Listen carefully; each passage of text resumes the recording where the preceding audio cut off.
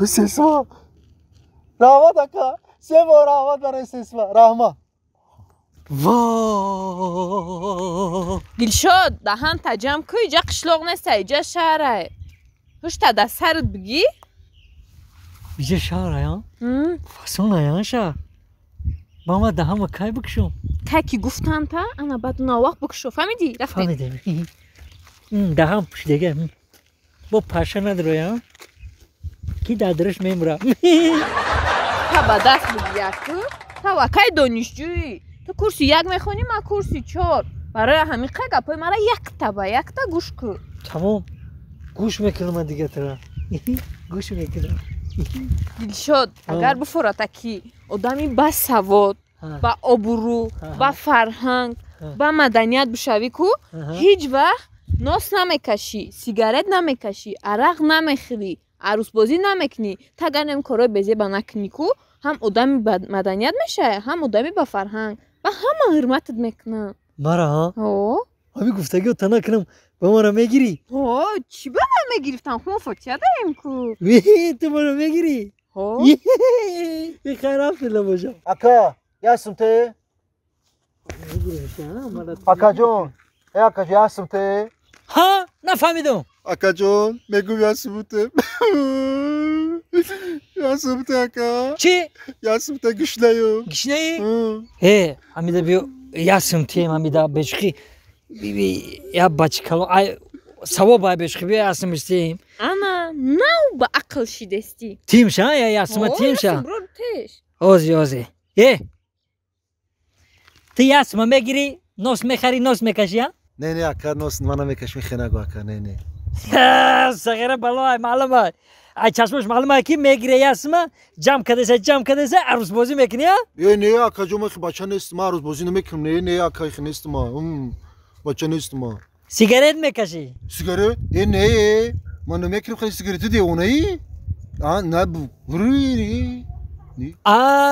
عرق میخوری ها؟ نه تو دیوانه چی تی؟ عادت شما تو دیوانه تی؟ تو دیوانه میزم تی خبره دینا تی خناگو تو دیوانه بره گمشه انا دیدی مرام نوس نکشم سیگارت نکشم عروس بازی نکنم رنگی همی میشم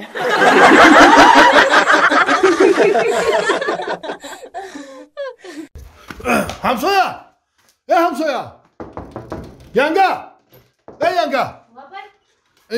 اینه ما شو دایرسی زنگ زدم ما گاز خدمت شوی ما گاز او میشه سازن خوبش ما مرده که یه سالشی در رفتن تا همون رفتگید یه بار سوم روی نمیکنی مردک های همسایه با زناشون هر ماه سوم روی میکنن تو باشه یه بار ما دست سوم روی نمیکنی چی خورده؟ چی خورده استی نفهمدستم ما که بگیرم نگه چیز خوردستم نفهمدستم گپوشا نه به همسایه ها فهم این همسایه جان شد نگه که کیدر خورده داشتم کیدر خورده سر مالی همسایه جان خوش آمده یانگا بابا خب مالی خب این بچه چکه دیجه داشت چکه داشت نداشت این گواش فروخته راست یه اسفندیار جان همه مردک بوره هم وطن ایا نپرس چرا نپرس هم قیاد کرده بودم که باور کنم بوی وطن ز عشق وطن جوش دارد دلم چی اومده؟ پویز جا نشد بگاج جا کمرود اومده ما کچی کرو خدی ها لپات که خدی اینه اسفندیار جان میمودی من میرفت با خونم برادر و تو یکیم سال خطیمه بدی اینا خونه در رسیدیم یک خونه در مهمان میشی با سحر میره اخی اینا رسیدیم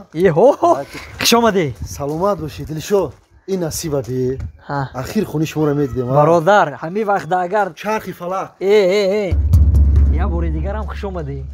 من خانه ما خوشبخت باشی خیلی نبوده وطن دی برادرم نه خونی شما را خونی ما بوده بله برادر عادلانه عاقلانه سلام این داروزه رو هم قسیم پی چکه ده که اومایم شد السلام علیکم زنک جان اینه مهمان امشب مهمان داره من برادری ما ای خیلی جرگتول هست نموش ترغنبای خوش آمدی با کلبه ویرانه ما میمون جان خوش آمدی راستی گپ زنک جان قطعه همی بودیم یک نیم سال رسیده بودیم یک جویا بر ما بود برادر یک جور نان و نمک خوردم خیلی یک جویا گشتم خوش آمدین رحمت زنک جان رحمت خاگیره که میمونه گیره ساموسا گیره مرده نه رحمت زنک جان سره هم قصیره هستیم که باور که من شوربا کردم خواهد یه نیم کاسه شوربا تام بیارم شوربا بخورم نه تشویش نکش بشی زنک جان بشی همه قچق کنیم گفتم کو سره ما همه ما تشویش نکش مرده که همین که فهمیدم شما میایین کو من آفش کردم براش من برام شما دازی آفش بکشم بیارم نه زنک جان تشویش نکش کم ترک مونده شی دیگه زنک جان سره ما اوه تشویش نکش ها میدونم سرن در مسقط کیدت خوردن نگردن ایجا در باشه با کتای ما را پسند نمیکنن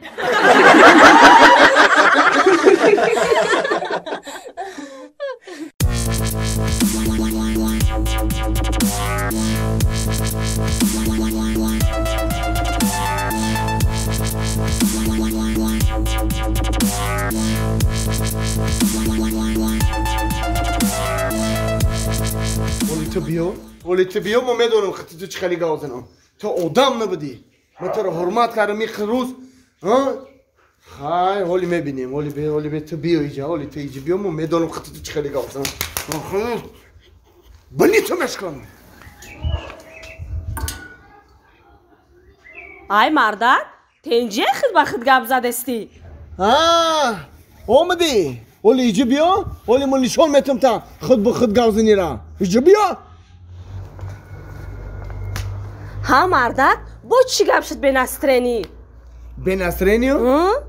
من ساعتی 5 ساعت ایکار آمدم در خانه نبودی در کجا بودی؟ در خونه خواهرم بودم کدام خواهرت؟ در خونه مهیا دروغ نگو در خانه مهیا نبودی؟ ایوه مردک جان در خونه مهیا بودم چه دروغ میگی؟ چشما دروغ میگی که تو در خانه مهیا بودی؟ مردک با چی بکتی من خیلی گپ زدستی گفتستم که شب در خونه مهیای خواهرم بودم زنک من تره با گفتستم راستشو بگو تو در خانه مهیا نبودی در کجا بودی؟